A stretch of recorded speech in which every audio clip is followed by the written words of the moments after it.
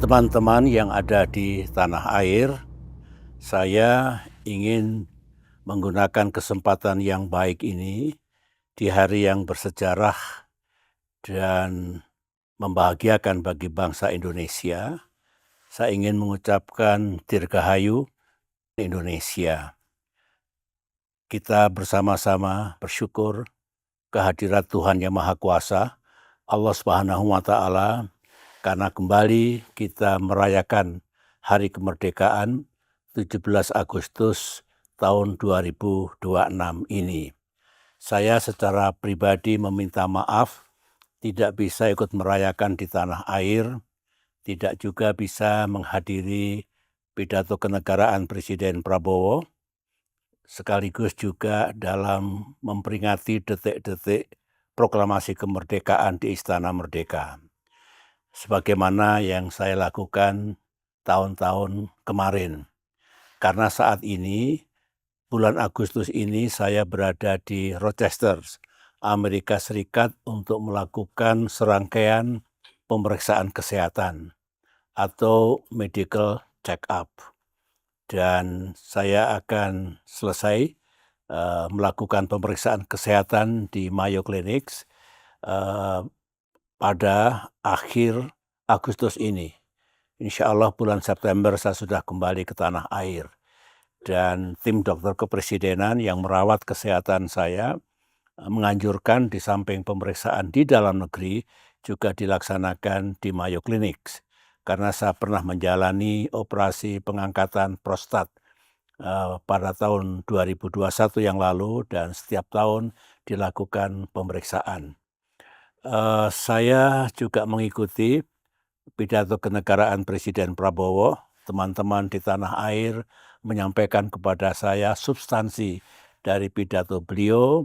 Saya menilai bahwa berbicara tahun 2027 dan sekaligus menandai berlakunya APBN untuk tahun 2027, saya melihat bahwa arah, blueprint, dan agenda pembangunan yang akan dijalankan pemerintah di tahun depan menurut saya makin baik, makin jelas, dan memberikan harapan baru bagi kita semuanya.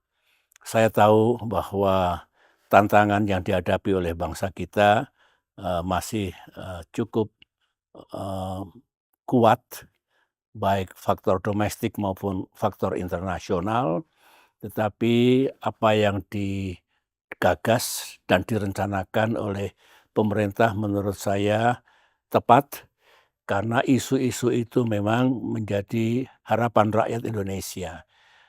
Memastikan bahwa ekonomi tetap tumbuh, kemudian pengangguran dan kemiskinan berkurang, pelayanan kesehatan dan pendidikan makin meningkat, infrastruktur dan sebagainya. Menurut saya itu agenda yang sangat penting.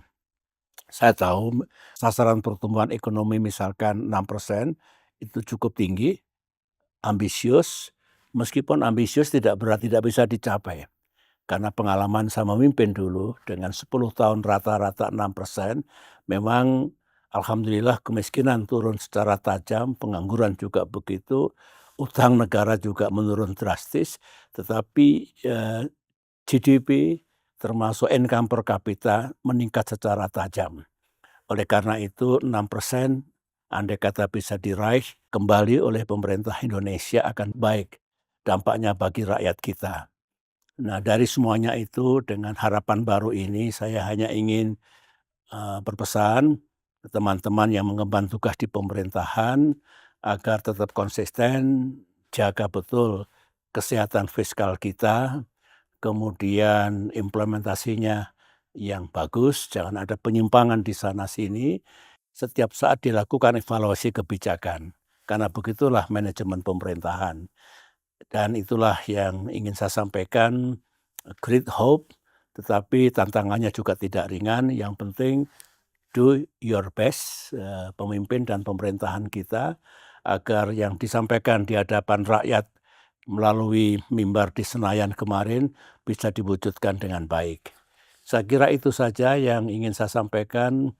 Sekali lagi selamat Hari Kemerdekaan kita. dan kita semua punya tanggung jawab sejarah, tanggung jawab moral untuk memastikan bangsa kita, negara kita makin ke depan makin baik, makin maju, makin adil, dan makin sejahtera.